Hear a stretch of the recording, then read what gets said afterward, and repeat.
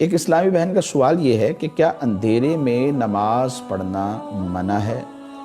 نماز اگر کسی شخص نے اندھیرے میں پڑھی ہے تو اس کی نماز ہو جائے گی۔ ممانعت اس وجہ سے کی جاتی ہے کہ بسا اوقات اندھیرے میں کوئی چیز آگے آ گئی، بعض دفعہ گھروں میں حشرات الارض ہوتے ہیں، وہ آگے آ جاتے ہیں، یا کوئی بچہ آگے آ گیا، یا اچانک کوئی شخص وہاں سے گزرا ہے، تو اب گزرنے میں اس کو بھی تکلیف پہنچے گی اور اس نماز پڑھنے والے کی نماز میں بھی کچھ نہ کچھ مسئلہ پیدا ہوگا۔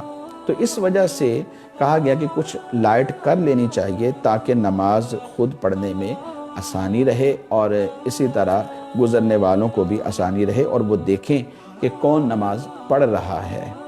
عام طور پہ اسلامی بہنیں گھروں میں نماز پڑھتی ہیں، تو گھروں میں اس صورت کا اہتمام کر لینا چاہیے کہ ہلکی سی لائٹ ہو اور لائٹ کے اندر نماز پڑھ لی جائے، تو اس طرح کئی مشکلات سے بچے جائیں گے۔